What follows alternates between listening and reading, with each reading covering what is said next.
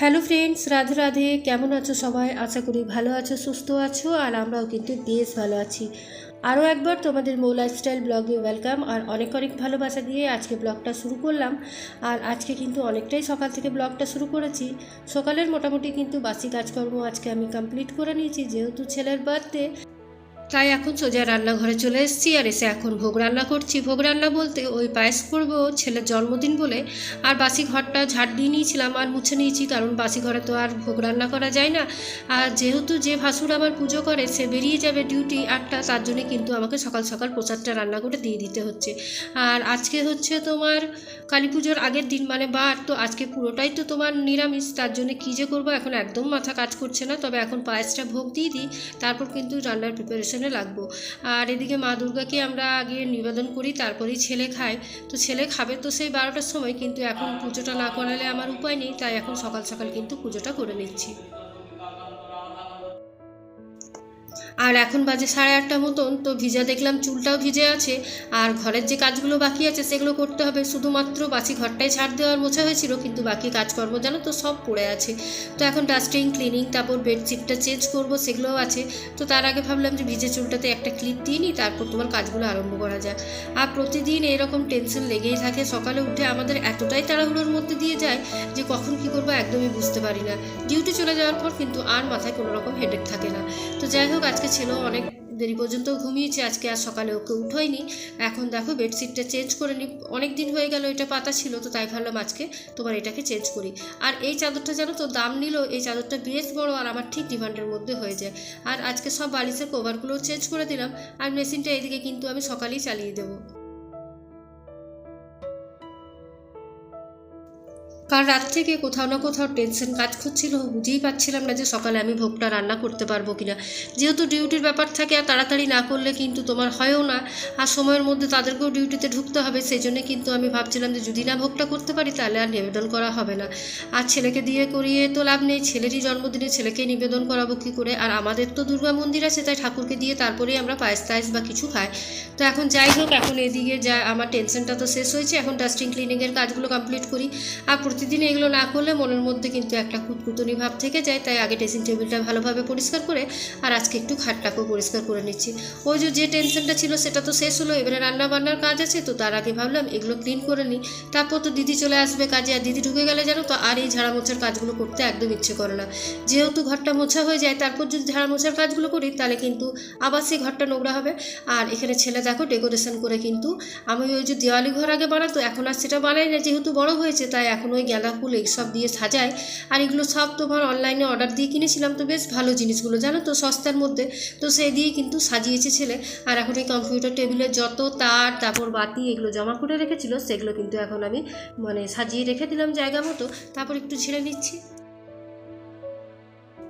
আর এদিকে ঘরের সমস্ত কাজ কমপ্লিট করে এখন দেখো রান্নার কেটে নিয়েছি 5 রকম ভাজা, ফুলকপির তরকারি, পনিরটা করব কড়াই পনির, আর এদিকে মুগ ডাল করেছি, আর তোমার আলু পোস্ত।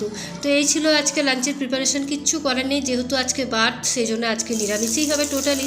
তো আজকে ভাবলাম তাই ছেলেকে কড়াই পনির করে দিই, আর ফুলকপিটা একটু কষা কষা করে দেবো, আর তোমার করব আলু পোস্ত।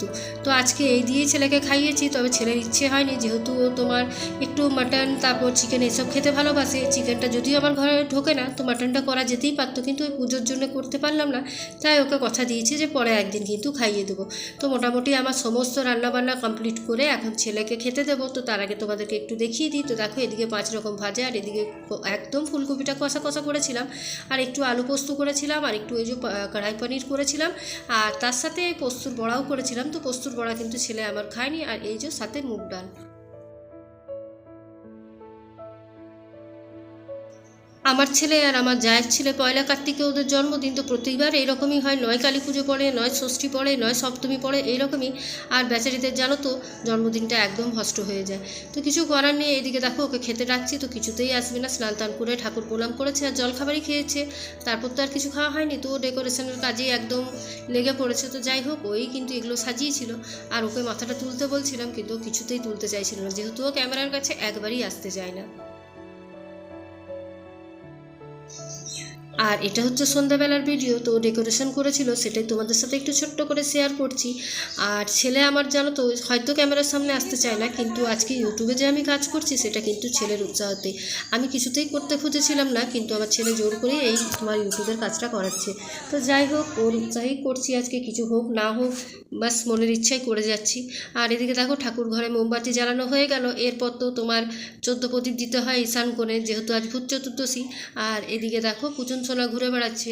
আর আমাদের ঘরে সবাই একসাথে থাকি বলে জানো তো পুজো টুজো এগুলো কিন্তু বেশ আনন্দে কাটে।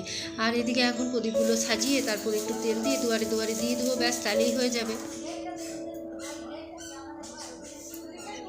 যে কোনো কাজ করতে গেলে মনের মধ্যে যদি টেনশন থাকে তাহলে দেখবে কাজটা কিন্তু মনে হয় যে কখন শেষ হয় কখন শেষ হয়। আর আমার যদি কোনো কাজ কালকে করতে হবে সেটা বিশেষ দরকারি, সেটা যদি আমার যতক্ষণ না হয় টেনশন কিন্তু আমার কাজ করতেই থাকে।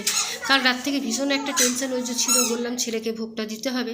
আর এই যে রাত্রেবেলায় এই জায়ের মেয়েরই জন্মদিন একই দিনে, তো তাই ছোট্ট করে একটু ঘরোয়াভাবে প্রোগ্রাম করেছিল, লুচি তরকারি পায়েস তারপর পোলাও আর পনিরের তরকারি। তো সেটাও তোমাদের সাথে একটু ছোট্ট করে শেয়ার করলাম।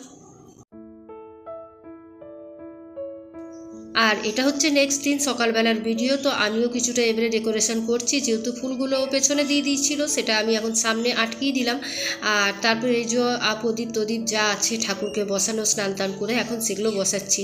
যেহেতু সন্ধ্যেবেলায় পুজো তাই এখন সকালবেলায় স্নান করে সেগুলো মানে বসিয়ে দিলাম ঠাকুরকে। আর তোমার দেখো পুজো করেছিলাম রাত্রেবেলায়, বেশ ভালো লেগেছে জানো তো। এই বছর আমি যেরকমভাবে বানিয়েছি, অন্য বছর দেওয়ালি ঘর বানাই, তো সেই জন্য এই বছর আর বানাতে বারণ করলাম। তো আমি বারান্দাতেই কিন্তু ভালোভাবে ডেকোরেশন করে তারপর কিন্তু পুজোর আয়োজন করেছি। আর তারপর পুতুন সোনা তো আছেই আমাদের ছোট্ট গোপাল, তো সেও কিন্তু আমার পেছনেই ঘুরছে, তোমরা হয়তো ভিডিওতে দেখতেও পাচ্ছ। আর এখন আমি ওই পুজো করে আরতি করে তারপর কিন্তু খাবার খাবো। আর এদিকে কিন্তু আমার জানো তো হাজব্যান্ডই আমাকে মন্ত্রটা বলে দিচ্ছিল যে কী লক্ষ্মীর মন্ত্র বলবে সেটাই। আর এদিকে তারপর পাড়ার পুজো, সেটাও তোমাদের কাছে একটু ছোট্ট করে শেয়ার করি। তো পাড়ার পুজো একটা দুটো তিনটে হয় আমাদের, একটা শ্মশানে হয়, একটা আমাদের সামনে হয়, আর একটা এই যে একটু দূরে যেয়ে। তো ওইখানেই আমরা সবাই যাই, ওখানেই পুজো দিই। আর ওখানে যারা উপোস করে মানে আমার দুটো যারা উপোস করে তারা কিন্তু তোমার পুষ্পাঞ্জলি দেয়। এটাই হচ্ছে রক্ষাকালী, এটাই হচ্ছে মেন কালী, আর ওটা পাশে প্যান্ডেল করে করা হয়। তো তোমাদের সাথে একটু প্যান্ডেলটা শেয়ার করি। তো মোটামুটি খুব সুন্দরভাবেই করে, ছোট্ট করেই হয়, কিন্তু জানো তো ভীষণ মজা হয়, যেহেতু এই একটাই বড় করে প্যান্ডেল হয় সারা পাড়ার মধ্যে। এখানে কিন্তু সবাই মেয়ে ছেলে সবাই এসে বসে রাত পর্যন্ত, রাত 12টা পর্যন্ত, তারপর খিচুড়ি খাইয়ে শেষ হয়। তো চলো আজকের ব্লগটা যদি কিছুটাও ভালো লেগেছে অবশ্যই একটা লাইক কমেন্ট আর শেয়ার করে দিও। আর কালকে আবার একটা নিউ ব্লগ নিয়ে তোমাদের সাথে দেখা হবে। আজকের মতন এইটুকুই, টাটা। আর সব ভিউয়ার্সদের হ্যাপি দিওয়ালি।